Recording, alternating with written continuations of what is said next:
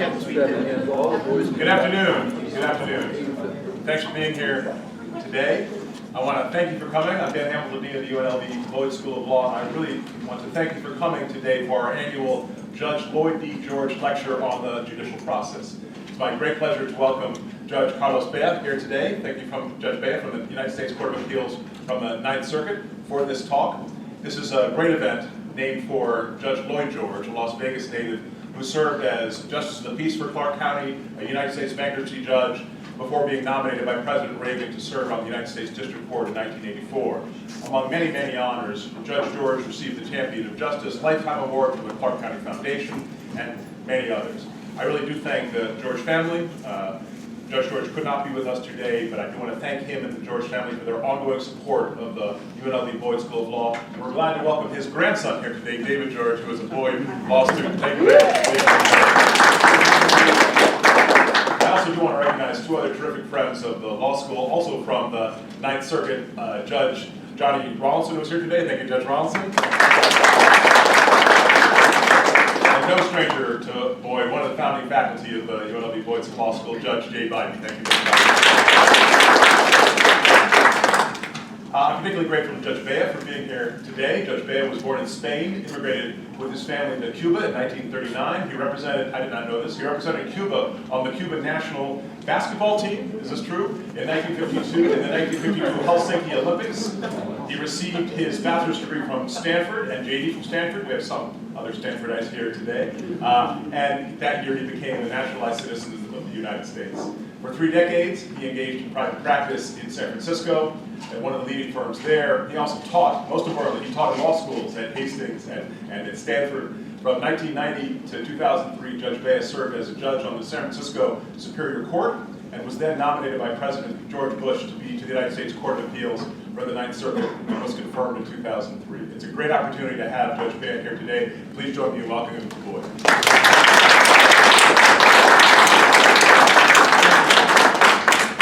Thank you. When I hear that introduction, I always think it's necessary to make some sort of SEC disclaimers. Yes, I did play on the Cuban basketball team, but I always consider myself to be an Olympic tourist because we only went 2 and 5. Our son Sebastian is an Olympic athlete. He won the silver medal for the United States in men's crew in 2000. Men's pair. It was a straight pair. So that's an Olympic athlete. It's a great pleasure to be here. Thank you very much for such a splendid introduction. I sometimes feel that I'm asked to speak under perhaps unknown circumstances. I was recently given a compliment at a meeting by a man who said to me, he said, I really enjoy the opinions you're writing. And I told him, I think that you're laboring under a case of mistaken identity. I don't write opinions, I write dissents.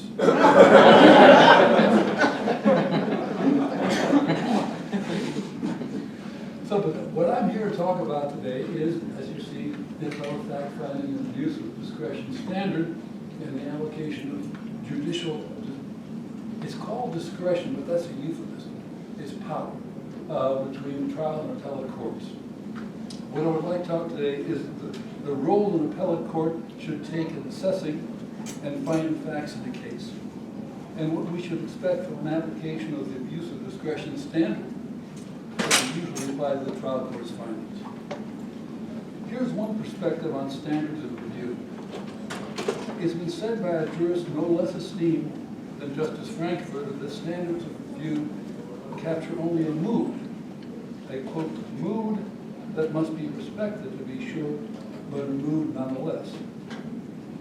As my colleague Jay Bybee recently noted in a dissenting opinion, in determining whether the trial court had chosen the correct standard of review and whether it had applied it properly, he said, we are burdened with a variety of word formulas to describe amorphous concepts like evidence, error, and discretion. Just to take a few examples, we talk about substantial evidence as distinguished from some evidence, a preponderance of evidence as distinguished from clear and convincing evidence. We even talk about scintillas of evidence.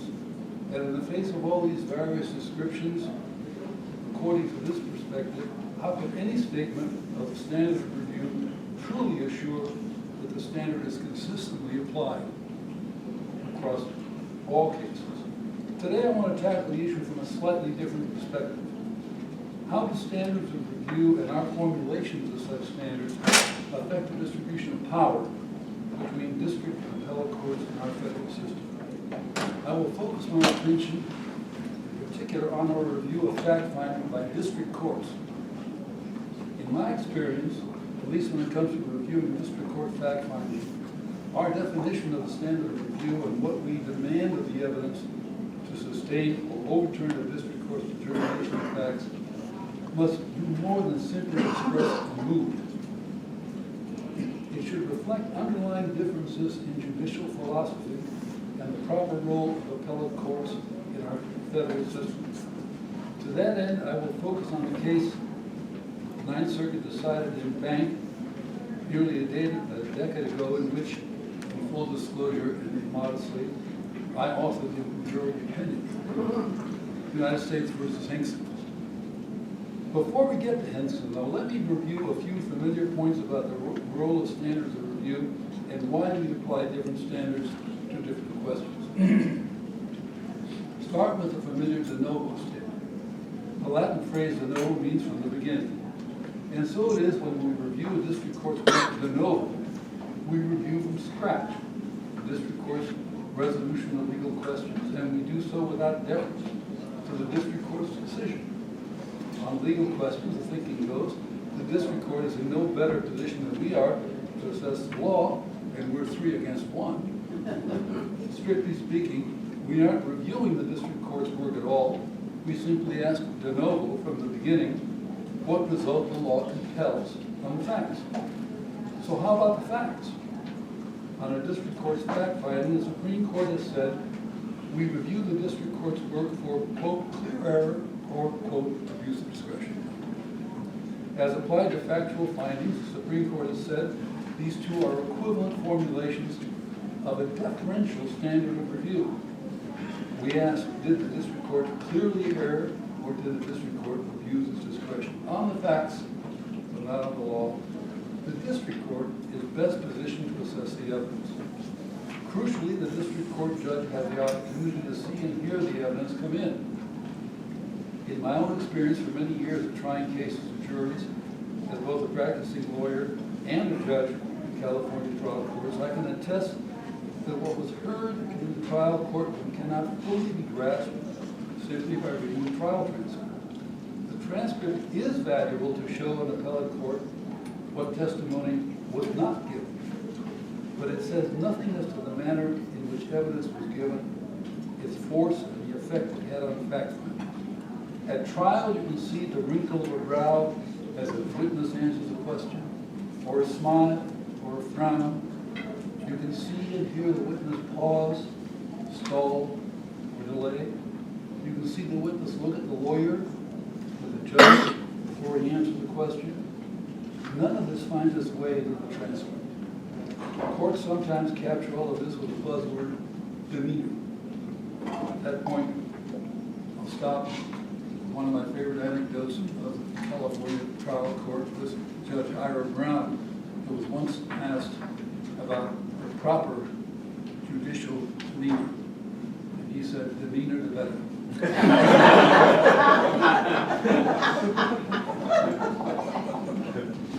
Here are 2 illustrations of where demeanor matters and where it doesn't. Consider first when a party moved for a new trial on the ground the jury's verdict runs against the clear weight of the evidence. In ruling on such motions, the district court must weigh the evidence and assess for itself the credibility of witnesses. The Ninth Circuit has said that the district court has a quote, right and indeed the duty to weigh the evidence as he saw it. And the district court must presume that the jury's verdict is correct. By contrast, when an appellate court reviews the district court's denial of a motion for new trial on such grounds, the district court should be reversed, quote, only where there is an absolute absence of evidence to support the jury's verdict. This extreme deference to the trial court has long been justified on the ground that the district court, having seen the course of the trial, is in the best position to determine whether the verdict was against the manifest weight of the evidence. Consider second, the circumstance in which we assume the facts on appeal. An appeal on the motion to dismiss on the pleadings or on the motion for summary judgment. When the facts are found to be the papers alone, the district court again has no comparative advantage in finding the facts. In effect, we review the note.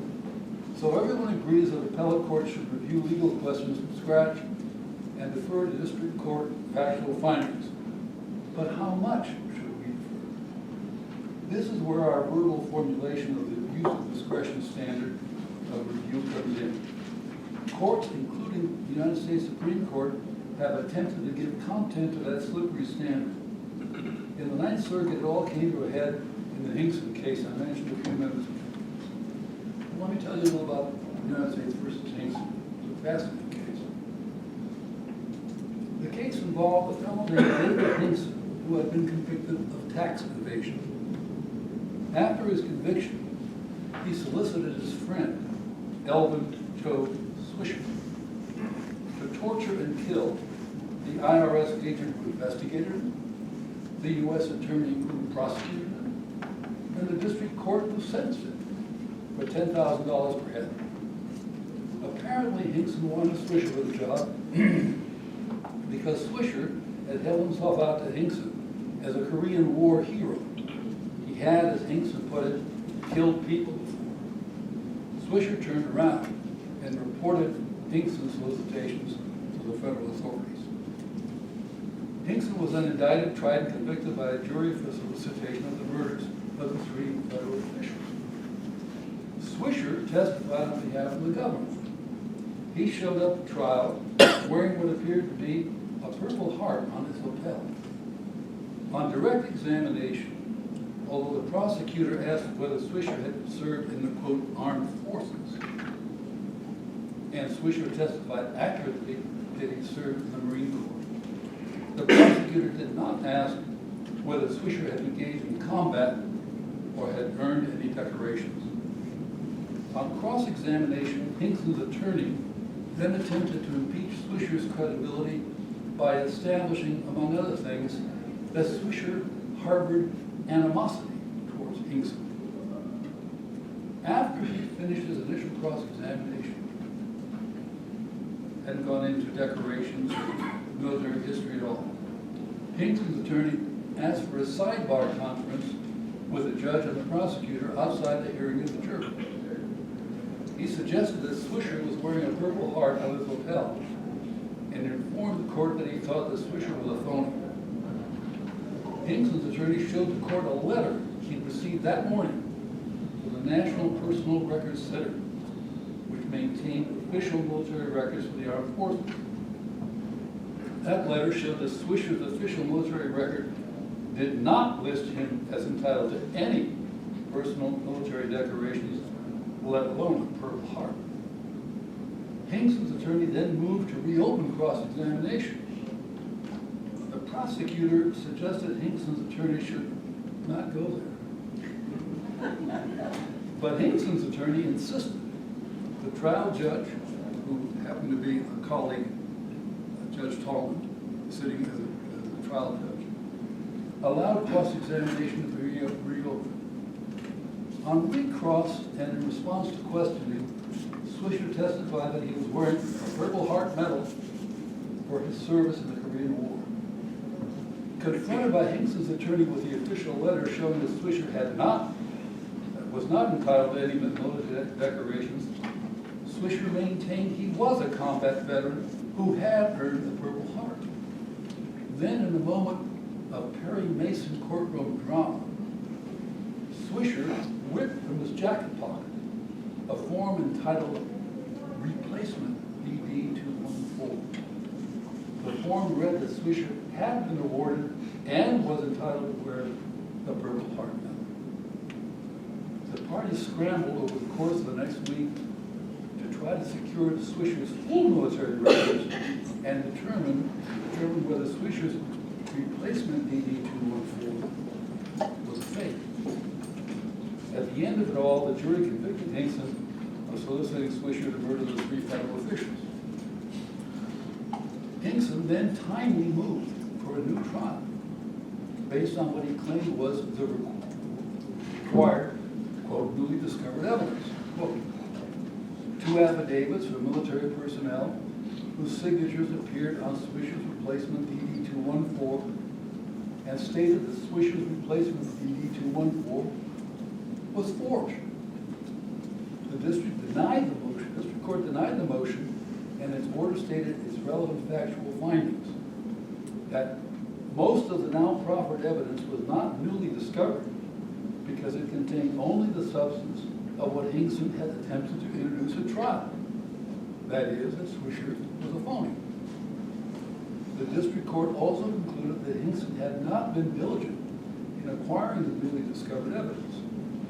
Any such evidence, therefore, should have been proffered during the trial and could not be newly discovered so as to support a motion for a new trial. That's how the case came up to us on appeal. The question, did the district court abuse its discretion by denying Hinson's motion for a new trial? An in-bank panel split 7-4 to affirm the district court, and I wrote the opinion for the 7-judge majority. In our view, in my view, our disagreement in the case reflected no less than 2 competing visions of the proper rule of the appellate court in reviewing questions of fact. Let me say why. The threshold issue we had to decide was how the abuse of discretion standard, quote, limits our power as an appellate court to substitute our view of the facts put out of the district court. For years, the Ninth Circuit had, following a certain line of Supreme Court precedent, defined the deferential abuse of discretion in terms of a feeling, or perhaps the kind of mood to which Justice Frankfurter referred. The appellate court could disturb a district court's factual findings if it was left with, quote, a definite and firm conviction of the district court had erred. This is the sort of stuff which leads a person who cares about language and text to pull out his hair. Just like a jury, which is not required to detail the evidence on which it renders a general verdict, the rule did not require the appellate panel to detail what caused its conviction.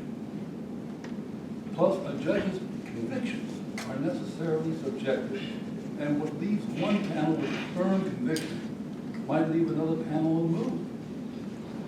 The definite and firm conviction test might support Justice Frankfurter's mood description, but it placed no effective limit on our power to substitute our judgment for the district court's on factual matters. Fortunately, another line of Supreme Court precedent had described the abuse of discretion test differently. When there are 2 permissible views of the evidence, the Supreme Court said the district court's adoption of one view should not be disturbed.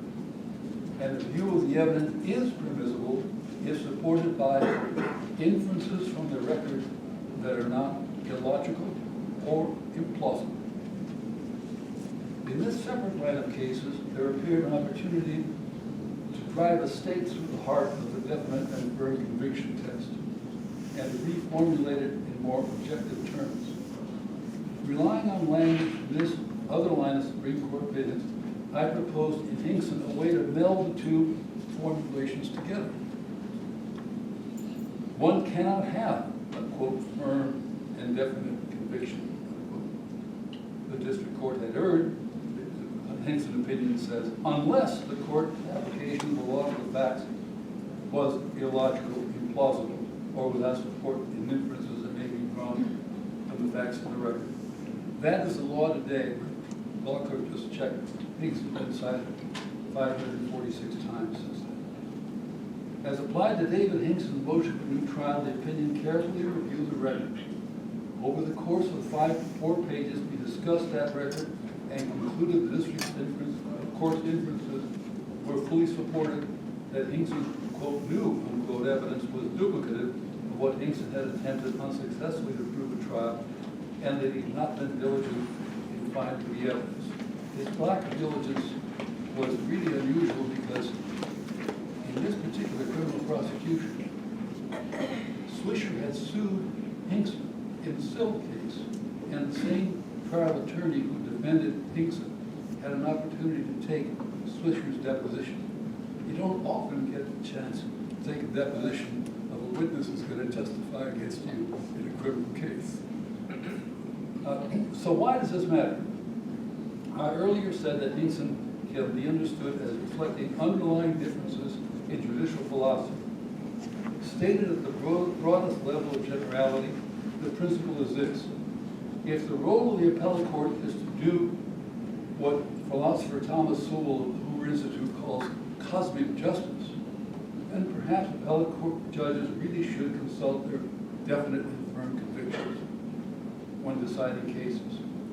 But if our proper role is to apply law to facts and not ourselves to find the facts, then what we must ask is whether the district court misconstrued the record, whether its conclusions were illogical, implausible, or without support in inferences that may be drawn from the record.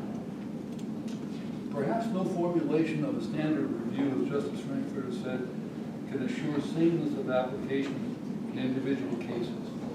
But the salutary effect of an objectively stated standard of review is that it disciplines appellate courts when reviewing district court fact-finding. If nothing else, the Hinkson rule forces appellate courts to say more, to explain what inconsistency in premise and conclusion makes a finding illogical, to explain why a factual finding in the particular circumstances is implausible, and to explain why the inferences the district court drew from the record were unsupported with record citations. We can no longer simply fall back on our, quote, definite and firm convictions about the facts. An objective statement of the standard of review expresses more than mood. It allocates power between the trial and appellate courts and grants the fact-finding power to the trial court unless articulable objective errors in fact-finding were actually made. To illustrate the benefit of stating a clear objective rule, I'll discuss one more example of what unfortunately is a none too clear standard of review, but is ours. In another en-banc case called Abadi versus Alton, decided 3 years before Nixon, a panel of the Ninth Circuit considered the standard by which a district court should review an administrator's discretionary distribution of benefits from a welfare benefit plan regulated by the Employees Retirement Income Security Act of '74, the ERISA plan.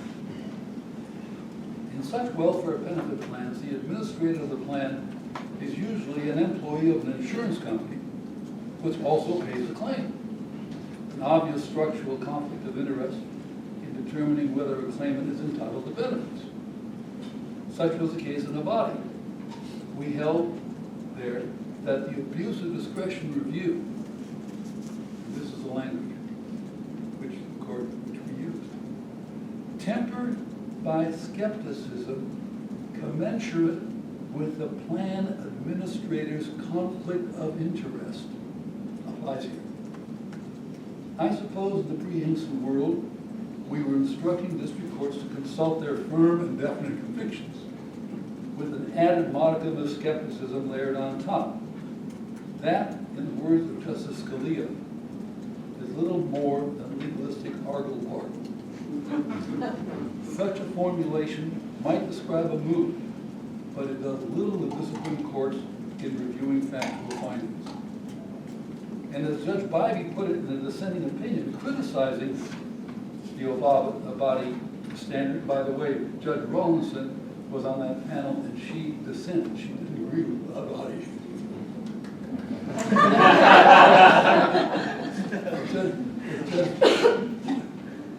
Judge Bybee said, the problem with, quote, skepticism is that we don't need another noun modified by a raft of adjectives to capture our mood when we review decisions under ERISA. I agree with Judge Biden on this point, but I think the problem runs deeper. We should stop thinking of standards of review as rules altogether. They are legal rules. We should formulate them and apply them just like other objective legal tests. To quote Judge Scalia, rules is rules. So that's it, ladies and gentlemen. Thank you for having me.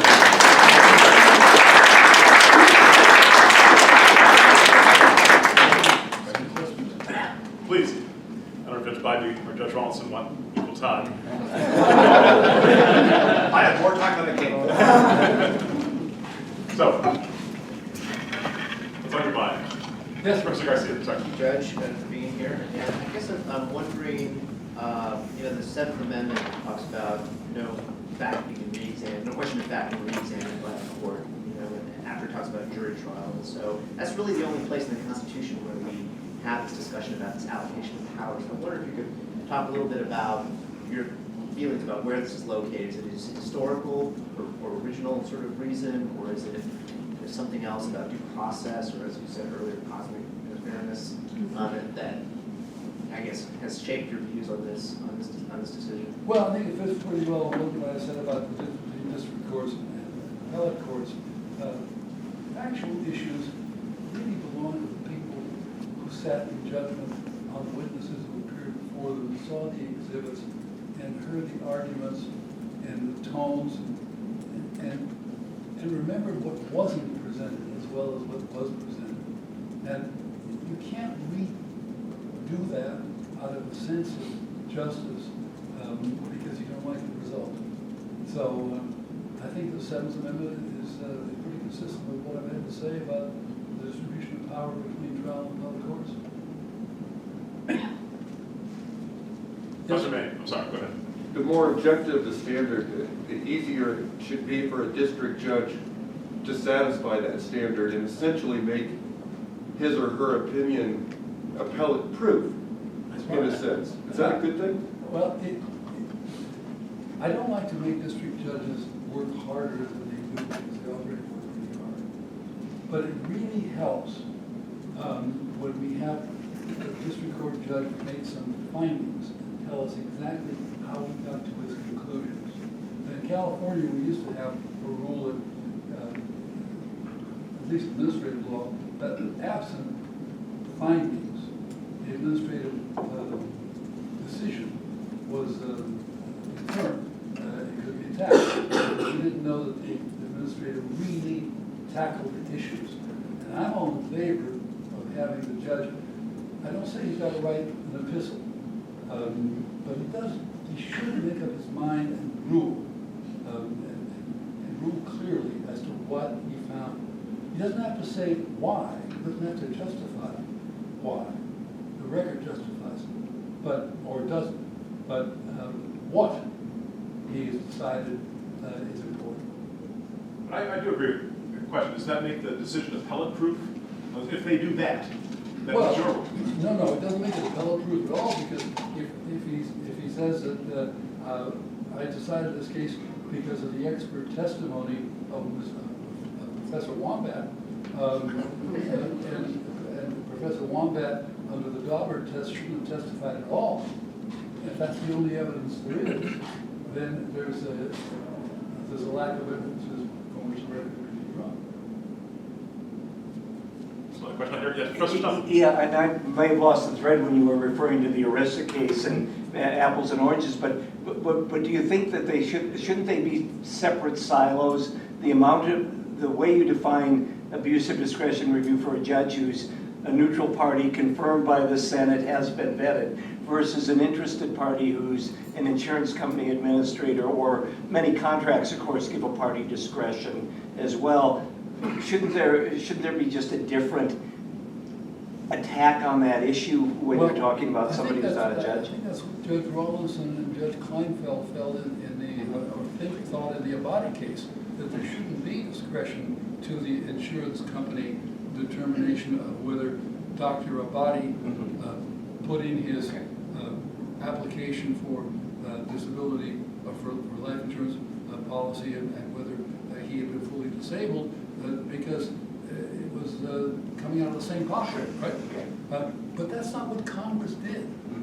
And what Congress did was to leave all those issues to the courts. It's not the first time they've done that. And they left those issues to the courts by invoking sort of a general rule of trust law. When does a trustee act not as a trustee with a fiduciary duty to his beneficiaries, but out of his own self-interest? So then you come to the issue of trust law. What does it take to say that a trustee exercising his discretion was doing it badly, right? And I think that's what they tried to do in slicing the baby in half between abuse of discretion and de novo review in the ERISA cases.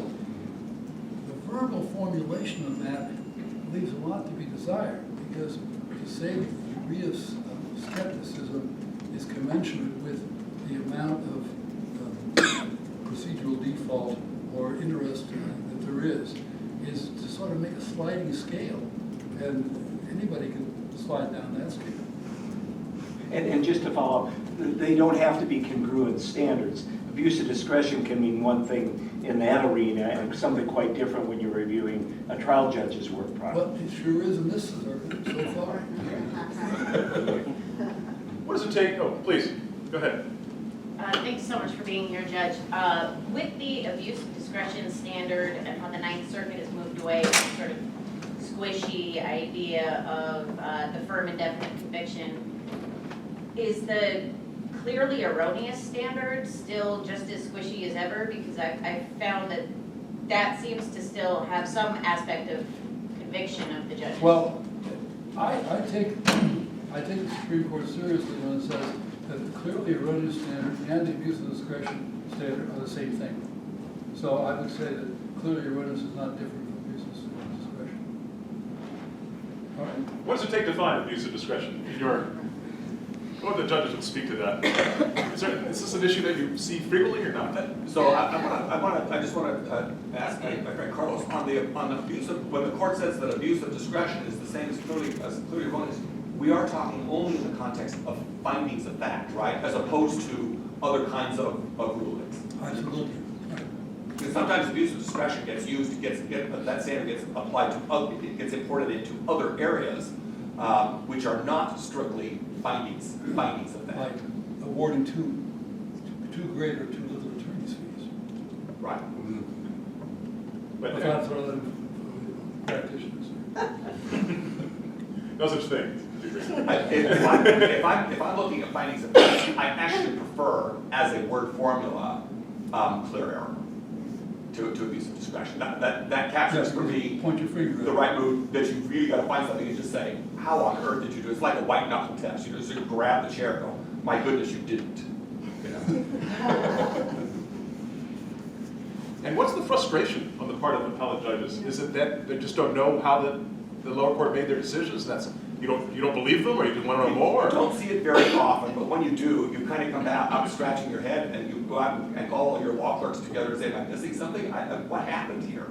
Yeah, I think, for instance, if I were presented the Hinkson case de novo, right, I'd say the impact of having a man falsely represent that he's a Purple Heart veteran and proving it in front of the jury and not being able to go behind that and show that he was a fraud is an injustice. And if we're really in the business of settling justices and injustices, it's the wrong result. We often write opinions with results we don't like.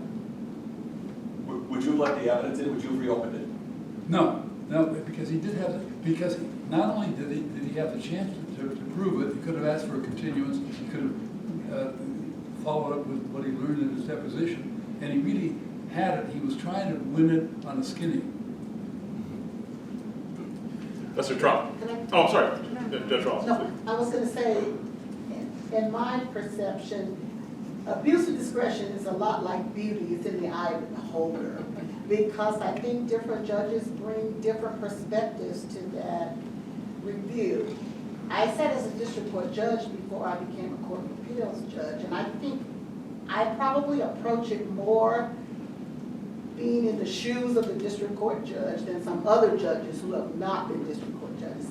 I would say that I probably lean more heavily toward giving deference to district court judges because I recognize how difficult it is to make some of those split-second decisions that district court judges have to make. And so I think I probably am a little more heavy on the deference side than other judges. How would you react to Judge Bea's requirement to explain more? I think that's spot on because the more information we get from the district court judges, the better able we are to try to ascertain whether there's abuse of discretion. Professor Trout.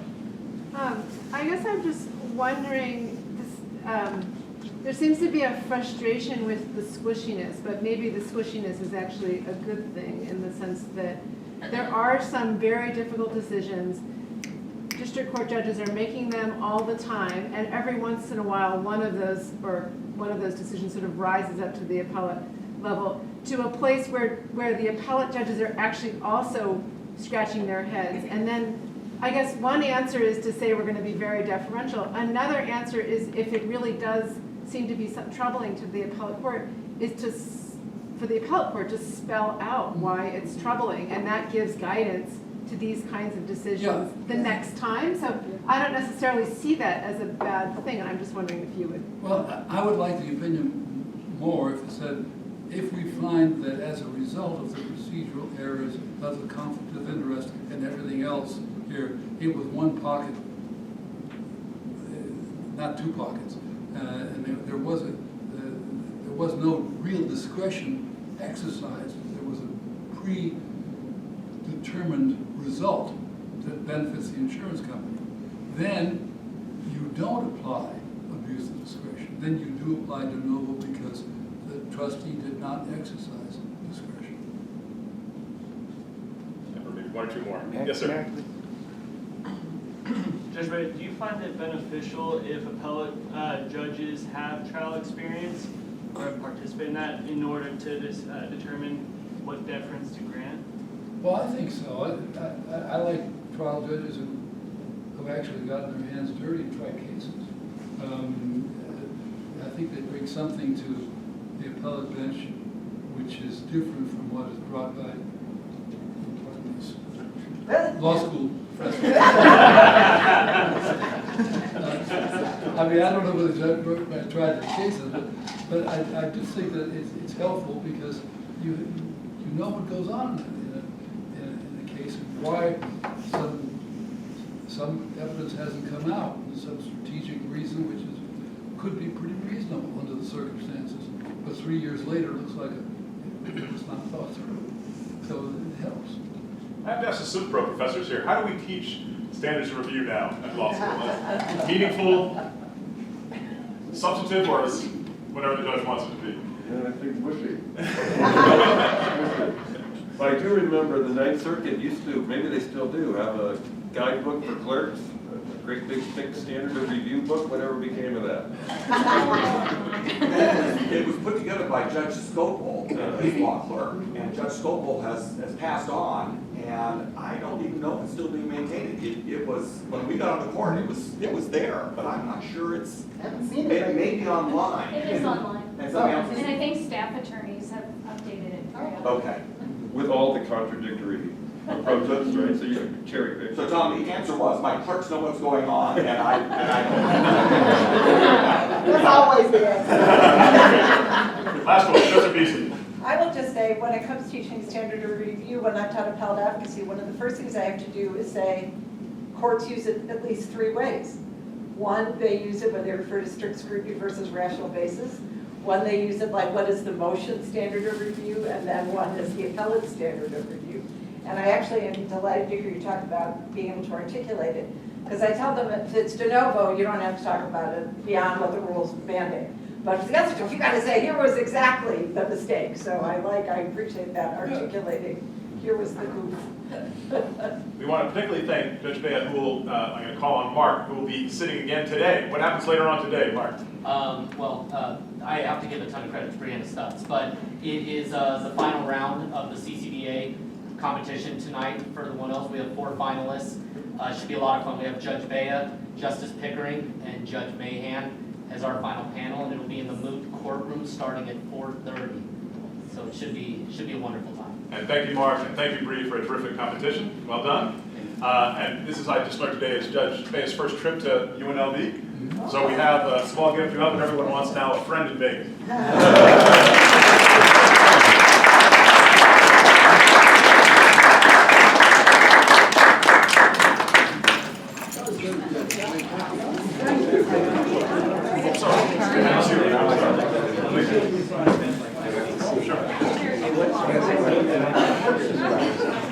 I checked with Bree, she said it should be fine. We're not going until 4:45.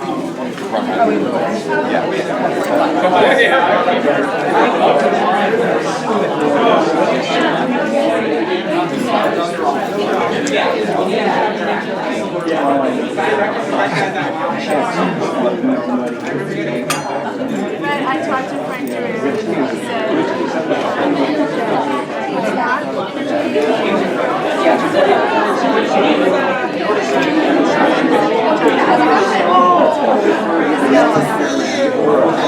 It's stressful. I had to stop myself. I was like, I'm really stressed out after.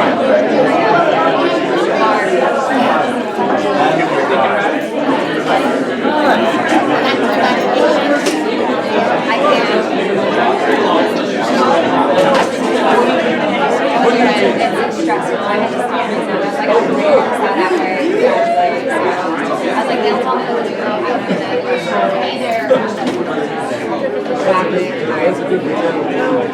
I know, it's a big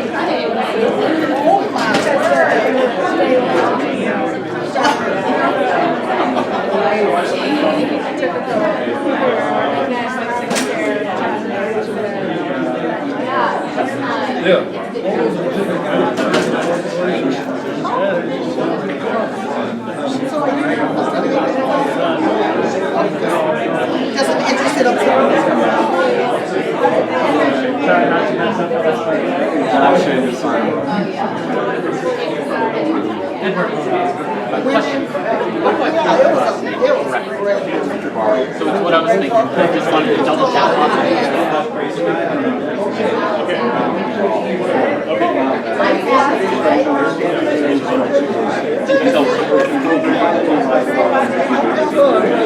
Sure, no, understood. So, great, thank you. Awesome. Just to, I would say be moving courtroom. Don't go in, because if you're going to be there later, so they're really going to have those seconds. Yeah, but yeah, wait in the lobby. There will be people in the lobby. One of us will just Great, absolutely. Good luck on the grade as well. Thank you. All right.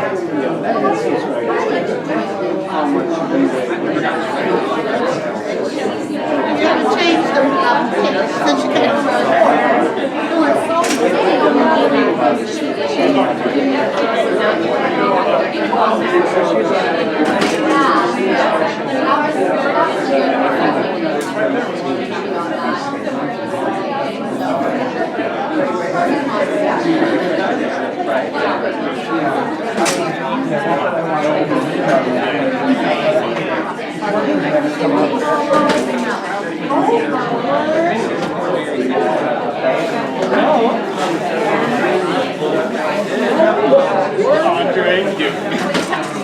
Well, I can get my food booth there. You got like fruit and lemon there. Cheese. 4 times the survey. I realized I was appointed for life. We're not eternity. Did you ask Judge Beck? You didn't have to do an extra fund. Okay. Oh, is that it? Did he get it? That's like me. That was the recent discussion. Tragedy.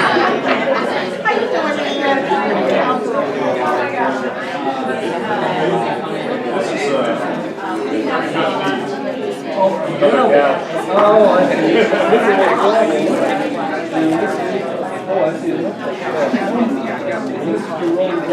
That's right.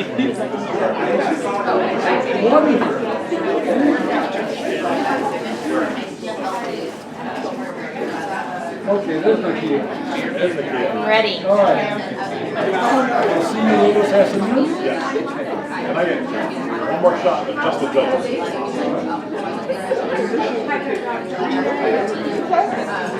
Judges. Come to the hearing. All right. Nakia. Yes, Lean on. sir. Let's go. Let's go right now.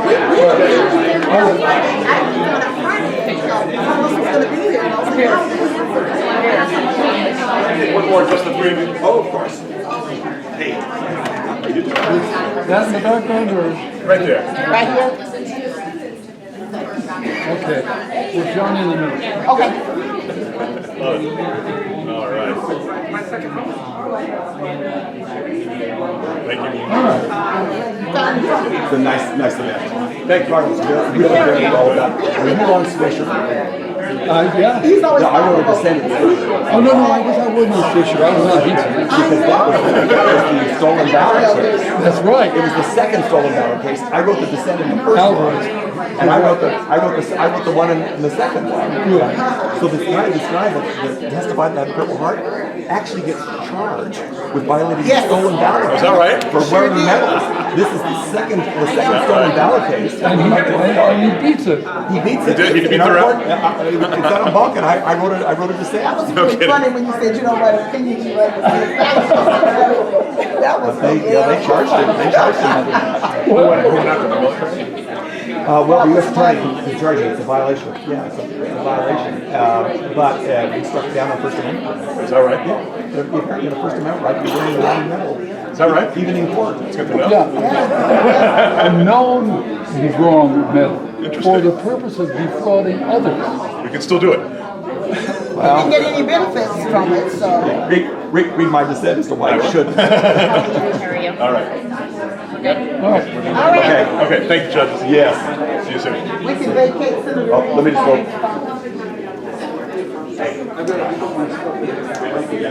I'm on my way.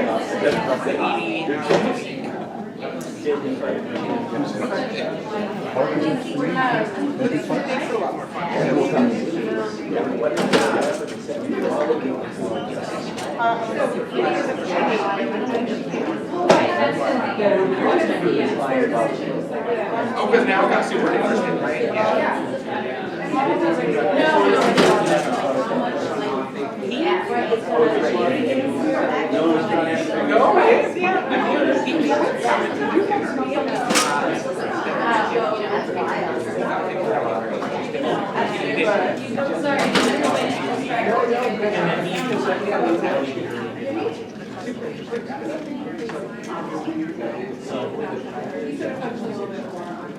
Thanks for coming. Thank you, Dean.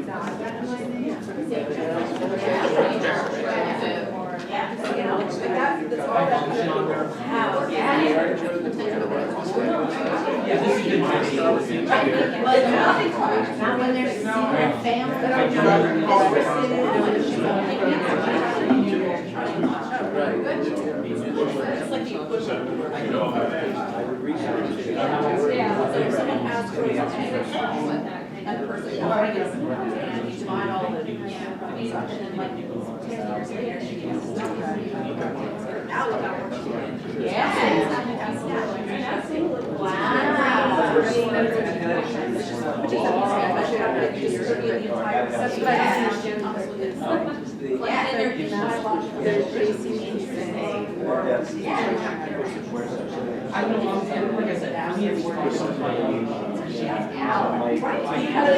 like a wild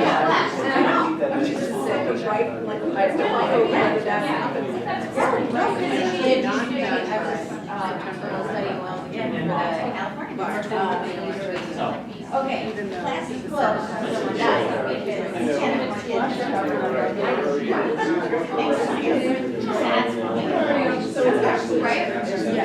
Something came up, I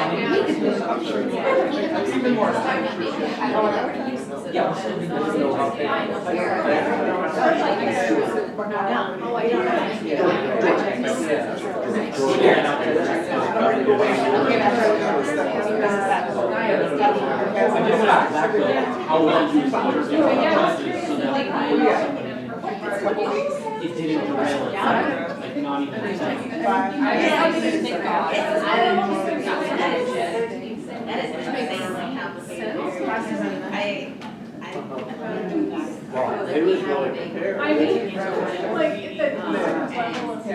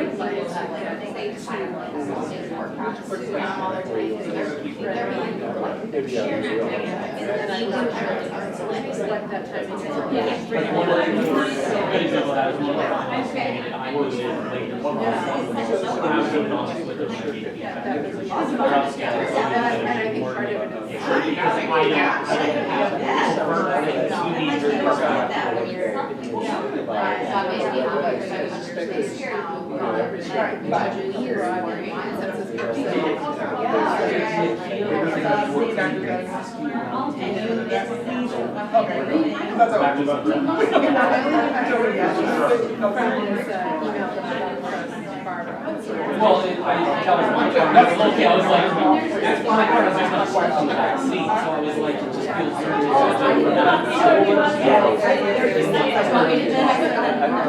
curious, like, she didn't say anything about the short term. Yeah, I know. There's a window, and then also at the end, there's just bipartisan. Starts at 6, conservatively says my baby nine. That was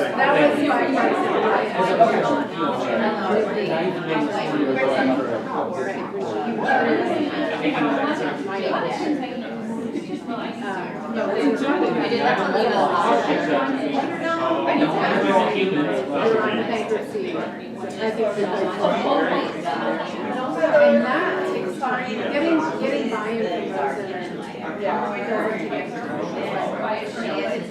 Getting a commission together. That means you're doing, I just, so when I think about 2020, I think about, now there's more, as soon as it's, and then there's actually heard.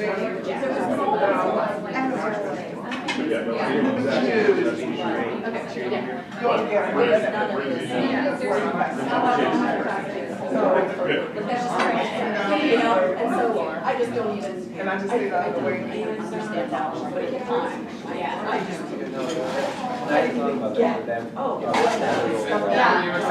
so someone could say something that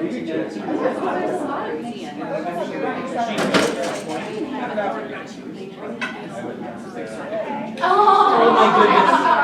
That's amazing. Stress level high. like, it's interesting, there is no